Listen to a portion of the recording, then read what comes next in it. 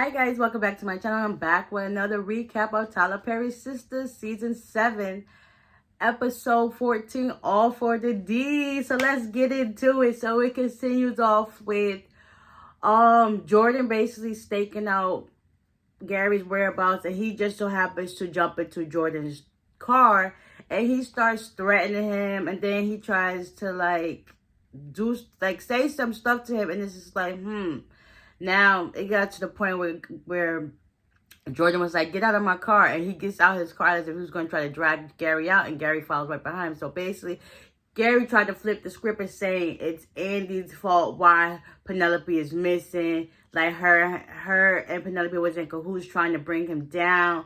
And then now you got Jordan thinking like, So basically trying to flip the script from himself and take the heat off of him and bring it on to Andy. So basically saying that Andy is going to be the demise of Jordan. And Jordan is like up in the air because right now he's looking for his sister. Second of all, he's mad at the fact that Andy didn't tell him about what she was doing with his sister about involving Gary. So then now Gary is threatening to do the same thing to Penelope. Like, you keep following me and stuff like this, I'll make sure that you're the next person they go looking for. Like, that right there should have been a red flag. Like, oh, he must have something to do with my sister. But, he takes it with a grain of salt and just, let him talk. Eventually, Jordan gets in his car to pulls off. He was like, and Gary was like, you have a good night. Next thing you know, Hudson come out of the dark. And he was like, you want me to go follow him? And Gary was like, not tonight.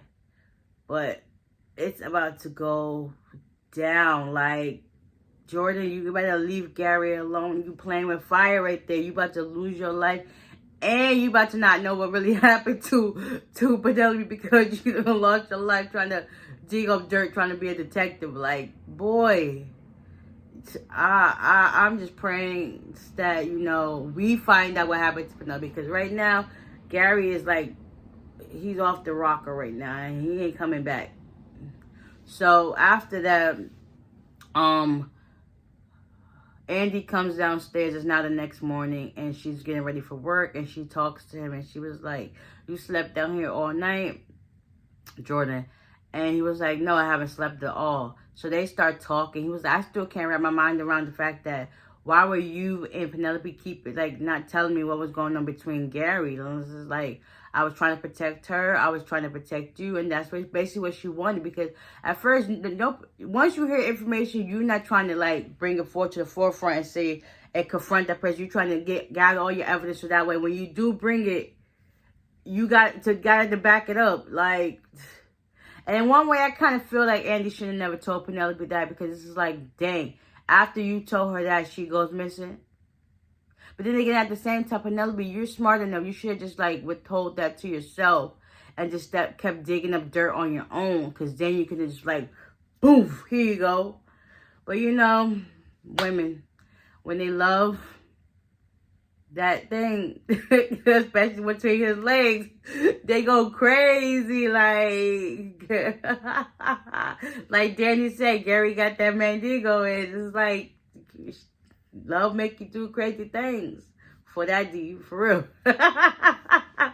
So after that, whatever, Andy was like, no, Jordan was like, he about to go take a shower. He got a long day, whatever. So Andy was like, so whenever you get a chance, you're in your right state of mind, give me a call.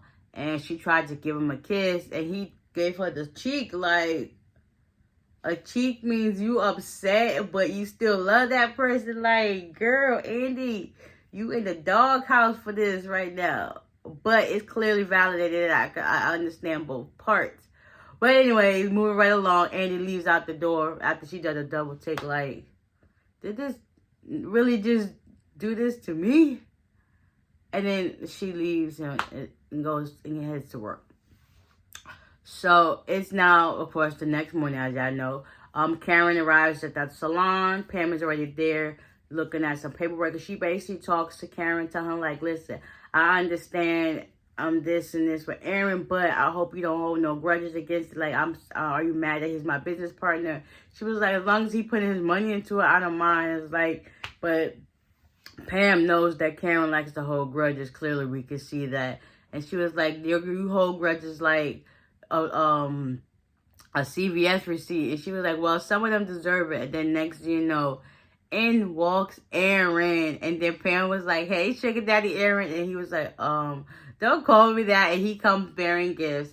Like, Karen, she was like, okay, like he's doing too much, but he's doing what he's supposed to do, okay, basically. Because if somebody, like, if you was in that situation, regardless if y'all was friends or whatever, you found out he happened to be the baby daddy, like, wouldn't you be, like, kind of, like, happy that somebody's stepping up and taking initiative to help out with you and your children, regardless if y'all together or not? Because there's not too many men that will do what Aaron is doing right now in this moment. Like, girl, be appreciative. You got an attitude every time he comes around. Like, you just, and it's crazy because I remember in season 1 when she was so hell-bent on becoming a mother, like, oh my God, I'm going to be 36 and I didn't have no kids.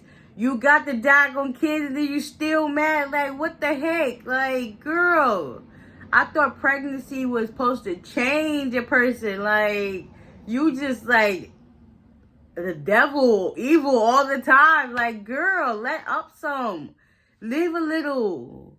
You got all that stress on your back. He's trying to help take some of that off and you just, like, throwing daggers at him. Like, girl, fall back some. But anyways, he wanted to talk to her. He gets the bags of gifts. Oh, and Pam was like, oh my God, y'all about to have pregnancy sex in the office. What a weird interesting way to break it in. But okay, I digress. So they end up going into her office to talk. And she was like, Aaron, what is all this? She was like, listen, I got some bottles. Basically, all the necessities a baby needs, he got. Basically, 2 of I see because he got 2 bags and gender neutral clothes or whatever the case may be. So after that, they're talking. He pulls out this pamphlet from the back of his pocket. He was like, this is a child birthday class. She was like, why? So you can know how to, do stuff as a first-time mother because people don't tell you this information. And he just being supportive and she was just like nagging him like, girl, let up. You getting on my nerves. And I ain't even in the situation you in, but golly, she just got like this negative dark cloud on her and it's just like, go away. So they're talking and he was like, she was like, listen, I understand that, but people know I'm pregnant with twins, but he was like, I thought you would have told them by now. He was like, why? And basically like, I didn't even get a chance to. He was like, so they know you're pregnant, but they just don't know that I'm the father of one of them. That's when you hear Pam coming. She was like, oh, I'll be damned. Like, oh, snap. She's like, where the heck you hear that from? Like, she's like, I'm not going to say anything because it's like, that's not my business. But dang, that's just, yeah, it's real. And Karen, you setting yourself up for a whole bunch of disappointment. Like, okay, you're not the only person that goes through. People go through stuff like this on a daily basis. Like, you should want your support system to know first. And even still, you're keeping that to yourself. Like, girl. But you wasn't doing all this when you was out there lollygagging with Aaron and Zach at the same time. You was telling them everything. Now that you're pregnant and you got 2 baby daddies, it's now a hush-hush. Girl, please. Yeah, also, Aaron was supposed to wire Pam some money for her being a business partner, so he does that. But come to find out, his accountant is 70 years old, which explains why I was late. So eventually, by this time, while they're talking, and Pam found out that information, she was like, the transfer was short by $18. You can just give me that cash. And, yeah, and how was her 9 o'clock was 10 minutes late, right? But they just been in the office talking that her 10 o'clock is here. Like, y'all not making the math right. But anyways, moving right along, Danny's at work. Tony comes in with a rose trying to apologize. And she basically set him straight like, listen, first of all, that what you did was an inconvenience. You wasn't trying to hear my side of the story. She basically told him like, okay, me, being your woman, I dropped everything I had to do to watch your kids at last minute, and didn't even get a chance to kid-proof my house. So who's at fault, me or you? And she was like, listen, I got to get back to work. And he picked up the rose, was like, here, She was like, please, like, I was thinking, like, she already know it's there. Obviously, you ain't got to pick it up and try to give it back to me. So she was like, listen, whatever. Go on about your day. He was like, listen, if you want to talk later, I'm going to be in my office. She was like, whatever. So the next person comes up with her ticket. She was like, here, you want a rose? The lady took it and said, yup, put it in her pocket. I was like, savage, daddy. Yes, honey. Ain't nobody got time for me to play with. Don't play with me. Play with your mama. Ain't nobody got time for that. Ain't nobody got time for that. So after that, Andy finally gets to work and she sees Fatima Wu-Sai. She was nervous or whatever, so they sit down and talk. Basically, Fatima finds out she has her first test exam and they both open up the email. Come to find out she got a big D, a big fat D at that. So she failed her first test. And then the professor wrote a note, was like, listen, I expected more from you. Like, she probably got too much stress going on with the Zach and then the Hayden and the Gary. It's like, just too much that is clouding her jumping and she can't think straight. And then on top of that, you got the kids and stuff. So it's like a lot. And this girl cannot catch a break for nothing. So yeah, so basically Andy was telling her you got to transmit your energy somewhere else so that what you can do the next time, you can get a better thing. Next, you know, Hayden comes in and he was like, oh, two bitter women. Like, girl, I mean, well, if the shoe fits, boy, like, back up. And if Fatima was like, I'll show you bitter, she about to pick her phone up or staple and throw it at him. And then next you know, he goes into his office, talk about crazy B. And then he calls Samara. Samara answers the phone. Guess who's there? Gary. So basically, Gary was like, hurry that up. And Tamara basically saying the reason why she couldn't answer her phone is because she was cleaning and doing online shopping.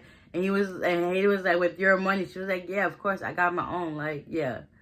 Hayden, you must don't make that much money if you always constantly asking her. But then again, I can see why, because you see at first she was trying to take it for your money. So I can see it. So Hayden's just like, okay. So basically Tamara was like, so when are you gonna be home? Should I make dinner?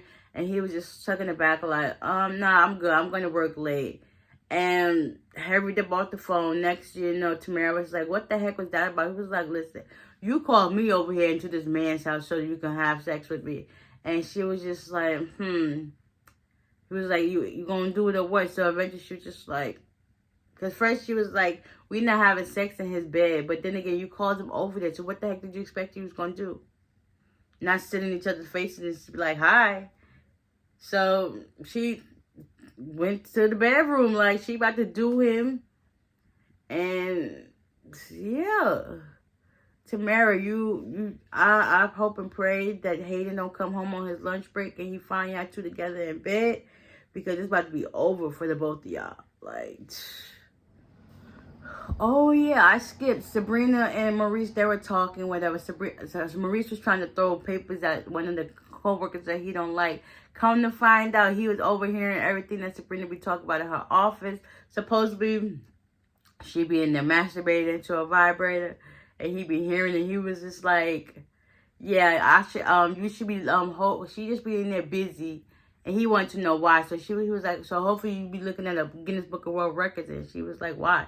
Because of the new entry, Karen and her baby daddy's house. She got all these baby daddies and one cat. And he was just like, you're not supposed to know this information. It's like, Sabrina, you definitely in there chatting to who you chatting to. Like, girl, or you just in there talking to yourself. Like, for real. So eventually, a customer walks in and Maurice, he was like, oh my God, he is fine. So basically he was like, sperm donor, basically getting help with Sabrina so she could find sperm donor so she could become pregnant. He was like, yeah, because my niece, I'm going to be helping her with all the fashion shit because her mama. And she was like, what? Like, yeah, Sabrina, you've come a long way with your fashion show. I would give it to Maurice on that one because that was funny. Like, anything, he tried to help you get your baby so he could be taking care of it as well and dressing up, looking all cute and stylish. Like, I'm with Maurice on that one. Jordan ends up having his phone conference or whatever. That dude, Ethan, the one that works with Hayden, Hudson and Gary. Like, he's there, and basically, Jordan wants to find out information on Hudson, and you could see Ethan was just like, and Jordan was like, is that a problem? He's like, no, I'll be right on it. And you can still see his head. Just like, dang, he's about to go in the bathroom, make a phone call. Like, listen, Jordan trying to get information on you. What should I do now? I think that's exactly how that's going to go. And yeah, like Jordan got so much going on his mind right now that I don't know. We just gonna pray at this point. We just gonna pray. Ooh, it just keeps getting better and better and better. So after all that stuff that went down, oh my gosh. Danny's at home. Winding down with her vape, talking to Creature about how her day went and stuff like that, about Tony and this whole situation. Next thing you know, before that, Karen calls Sabrina at work and they start talking, and Sabrina let it slip that Karen got 2 baby daddies. And she was like, listen, now I'm about to go over to Danny and confront her. So after Danny's doing her little thing, because Sabrina went back to work, Karen pulls up at Danny's house, and she basically knocked on the door, pounding real hard. Danny lets her in. She basically tells Danny, like, listen, stay out of my business and all this other stuff. And then Danny was like, I don't know why you're so upset. Like, I told a close friend you was going to tell anyway. But Karen was like, I basically wanted to tell when I was ready. I mean, I get that, but then again, at the same time, Danny really didn't tell Sabrina that you got 2 baby daddies. She guessed it, like, she ain't lie. So Karen and Danny said words to each other, and then Karen slammed the door out and left out, and then Danny was like, in her mind, this got me messed up, like. And then she went to the door, was like, listen, I fight pregnancy. I was like, okay, Danny, like, stand your ground. One thing about Danny, she ain't holding her tongue for nobody. She don't care who you are. Friend or foe, you gonna get it, and words will be had. So after that, Sabrina and Rich, they do the do or whatever. Sabrina got up to go take a shower. And he gets up, he's like going frantic and panicking, like, oh my God, where the heck is the condom? Where the heck is the condom? Next thing you know, he finds the condom on the floor. And it's just like, oh, snap. I think she gonna get pregnant by Rich. Little does she know, and little do he know, he about to be a daddy, and she about to be a mommy with his baby. Not even on purpose. It was like literally an accident. So your girl about to be knocked up by him. And the crazy thing, she's already on all the fertility treatments, so it's basically just boosting that. Your girl about to be knocked up right along with Karen. But at least you know who her baby daddy is. She got one. Moving right along. The boys, Fatima, she decides to go out for a drink. She calls Angela to go out to talk to her, whatever, just basically so she can vent. Fatima tells, Angela that, she failed her test. She got a lot going on with the work, with the house. Is a lot. So basically, Angela was like, I'm going to hook you up with somebody. I got some nannies that, be somebody that, get you cordial so you can get your mind right. So she does that. Also, backtrack. When Fatima got home from work, Michael and Zach was at the table, playing, eating, whatever the case would be, and they talk. And she basically tells him that she got a D on her test, and then she just happens to look down. She notices her bag is messed up. A $5,000 bag got crayon marks all over it, and she was like, "Listen, I'm gonna need a moment," because Zach was trying to play like, "Listen, you need some dish soap to get that out of it," because basically Fatima's job when she gets home is to give Michael a bath. So she was like, I don't trust your bath skills. And he talking about he used this so one time. Like, it is what it is. Dawn supposedly works best, but who knows. So after she found out her bag was ruined, she had a moment that she went out to the club. Well, went out to the bar to drink. Angela got her to find her nanny. So that's how we got there. And yeah, Tamara, Hayden comes home from work and she's all like scared and jumpy. Like, he was like, why it smell like a man, like woodsy cedar musk? Like, That smell is good, though. Not for nothing. She tried to say it's a unisex smell, but how you still have the same clothes on you had when you was messing with Gary? And he was talking about he was not hungry. He got something else he wanted to eat. And you can tell, like, she was just being standoffish and messing with her phone. It's just like, So she tried to prove to him, like, listen, I'm the only woman that you're messing with, 100% yours. And then she, tries to give him some head, and yeah, that going on. So now it's the next day. Oh, the boys. Yeah, the next day, the boys.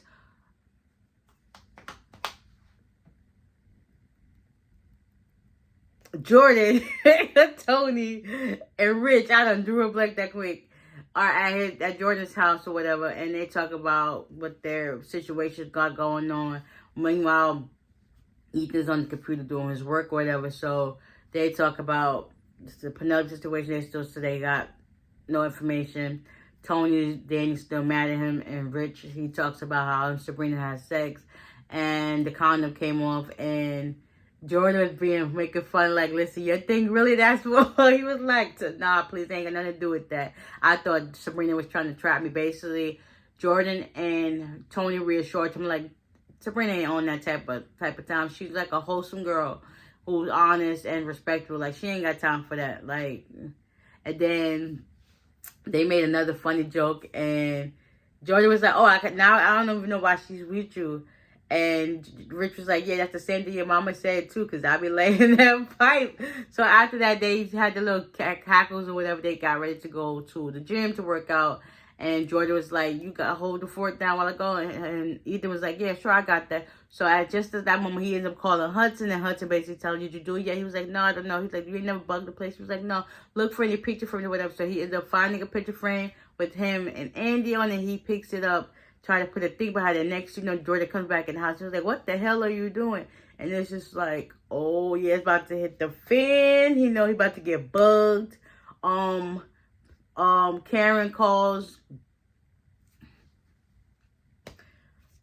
Sabrina and Pam to run her baby shower. They trying to get this stuff together. Like, I don't understand why she ain't called Andy. It's like Pam is taking Andy's spot and Sabrina's just Sabrina. So it's just like those about to be the new sister circles, I guess. So it's about to go down. Yeah, I can't wait for next week's episode. Oh my God, this was amazing. Like, So with that being said, I hope you guys enjoyed this, and I'll see you on the next one. Bye.